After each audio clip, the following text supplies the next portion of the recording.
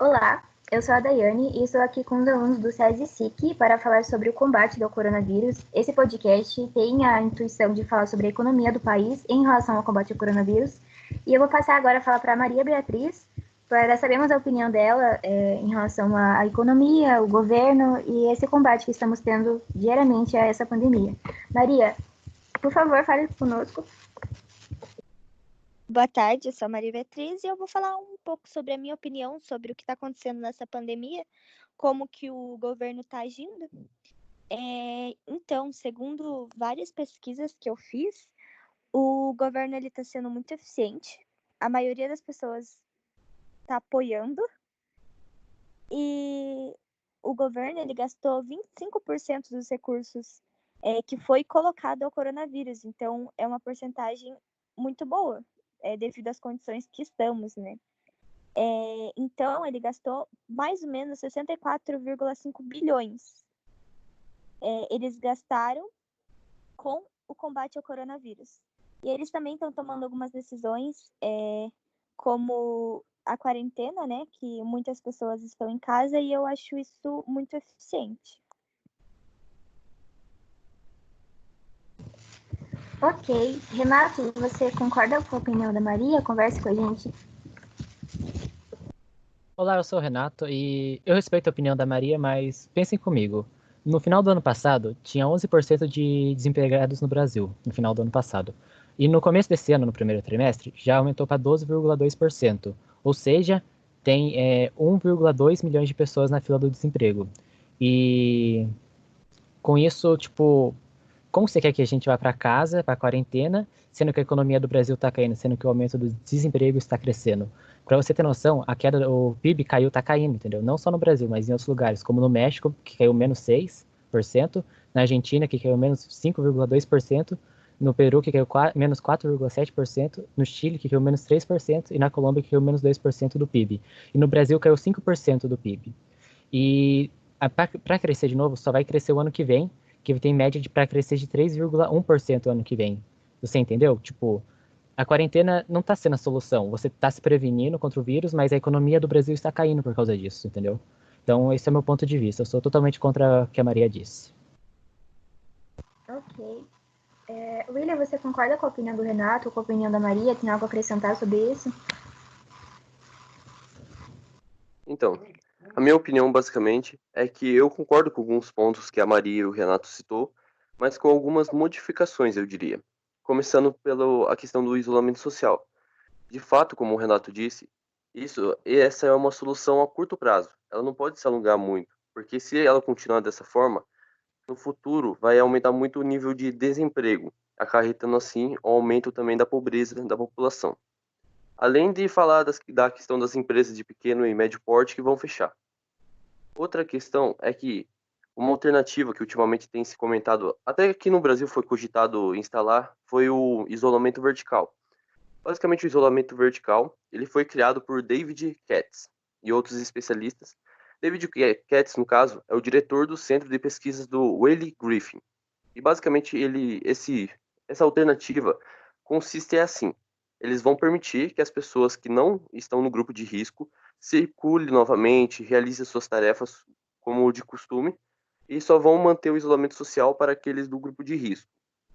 Essa é uma alternativa que, em teoria, até que seria boa. Mas por que que na prática ela é falha? Na prática, esse isolamento ele vinha sido praticado em países como a Inglaterra e a Holanda.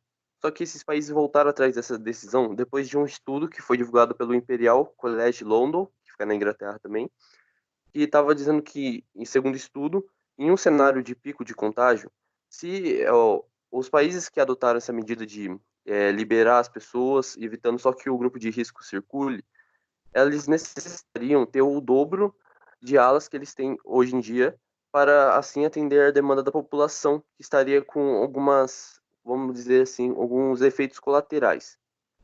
Então, eu penso que dessa forma a solução não está esclarecida, então não tem uma solução para tipo, acabar de vez com esse problema. Mas o que está certo é que o isolamento social não é uma alternativa que deve ser mantida por muito tempo, porque ela vai acarretar muito prejuízo tanto na economia quanto no social das pessoas.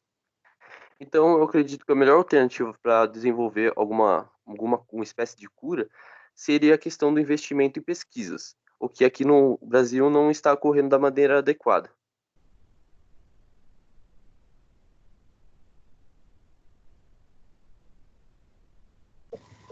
Ok, em relação à minha opinião, Daiane falando, eu concordo com o que o William disse, com a Maria, com a Renata, porque todos estão tendo uma influência na sociedade, o governo está tendo, o povo está tendo, estão sofrendo consequências em relação a essa quarentena que todo mundo está tendo. E eu acredito que o equilíbrio seja a melhor forma de solução, por exemplo, os idosos e pessoas com doenças crônicas. Eu acredito que seja melhor que elas fiquem em casa, essas pessoas que têm problemas. Mas as pessoas jovens que têm potencial de trabalhar, eu acho que o governo deveria liberar, sabe? As empresas deveriam liberar vagas para trabalhar, porque para não quebrar a economia, sabe? Não quebrar tudo isso e deveria haver um equilíbrio entre as duas classes ali. E com isso também eu quero saber também a opinião da Ana Beatriz em relação à economia na educação do país, no Brasil. Ana, qual que é a sua opinião em relação a isso? Está sendo eficiente? O governo está fazendo a parte dele? Fale com a gente. Oi, aqui é a Ana. E assim, eu acho que falta muito investimento, que os alunos eles estão tendo, alguns alunos estão tendo muito mais oportunidade do que outros. E cabe ao nosso governo dar prioridade à nossa educação. O ministro da Educação de Bolsonaro, o Vélez Rodrigues, disse que a ideia de universidade não é para todos, ressaltando ainda mais a nossa desigualdade social. E falando do Enem desse ano, o governo ele não pode exigir uma preparação adequada em meio a esse cenário de pandemia que a gente está passando, porque é injusto e exclui ainda mais os alunos pobres das universidades. E dados apontam que 1 a cada 4 brasileiros não tem acesso à internet. Então, cerca de 46 milhões de pessoas não acessam a rede. E, assim, a gente não pode esquecer que a gente está lidando com mortes diárias. E quantos desses alunos perderam algum familiar para o vírus? Como que a gente pode estudar em condição de luto? Tem uma curiosidade. Na contramão do mundo, o governo brasileiro é o único governo que manteve o cronograma de vestibular. Até o vestibular mais famoso chinês, conhecido como Goakao, foi adiado. E por que aqui não? Ok. Agora eu quero saber a opinião do Rian em relação ao cuidado que a gente pode ter no cotidiano em relação ao combate ao coronavírus. Rian, fale com a gente a sua opinião. Bom, eu acho que antes de chegar em falar em si da minha fala, eu quero complementar um pouco o que todos vocês falaram em relação à economia e o trabalho. Muitas pessoas elas podem fazer o home office, que é basicamente você trabalha em casa por meio da internet, ou, sei lá, mercado financeiro, e isso ajuda a parte da economia. Eu acho que vocês esqueceram de citar, e que para mim é um ponto muito positivo, mas muito negativo para aqueles que não têm acesso ou não têm condições. E só complementando o que a Ana disse mesmo, em relação ao Enem, as pessoas estão fazendo petição para que acabe tendo uma isenção da taxa, que a taxa ela é muito cara e muitas pessoas não têm condições de pagar, porque perderam emprego e vivem em condições péssimas. Agora, sobre o que você me disse, eu acho que tem que continuar mantendo os cuidados com o uso de máscara, passando álcool em gel, sempre que saindo e voltando dos lugares. E muitos estados do Brasil vão entrar em lockdown. Basicamente, é uma quarentena reforçada por conta do número de mortes. Muitas pessoas estão achando que esse vírus é brincadeira, não estão levando a sério, ou outras pessoas acreditam que é mentira, e por isso estão fazendo aglomerações, estão saindo, estão voltando a ter uma rotina que tinha antes. E isso fez crescer muito o número de mortes, passando em média de 1.000 por dia. Por isso que muitos estados do Brasil em si vão entrar em lockdown. Mas os estados que obedeceram a quarentena desde o começo, tipo Curitiba, Paraná no caso, eles não vão precisar, vão continuar tudo normalmente, mas só que com o uso de máscara, porque caso você não use, você pode chegar a levar uma multa ou até mesmo ser preso, dependendo se for uma aglomeração.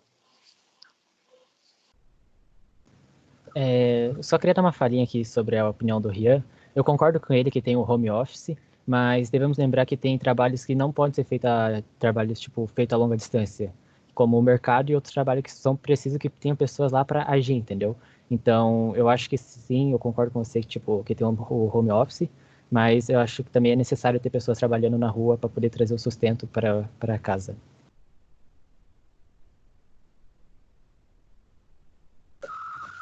Ok. Com tudo isso, a gente pode ter uma opinião sobre o equilíbrio, né? E ter consciência que nossos atos influenciam muito hoje em dia nessa quarentena, porque eu acho que nenhuma economia, nenhum dinheiro pode pagar ou enfim, a nossa vida ter um preço, não tem. Então, com isso, a gente tem que cuidar de nós mesmos, dos nossos familiares, das pessoas que a gente ama e se precaver, né? E buscar melhores soluções para isso. Obrigada a todo mundo que participou desse podcast e obrigada também pela sua atenção, que está assistindo a gente. E é isso, obrigada.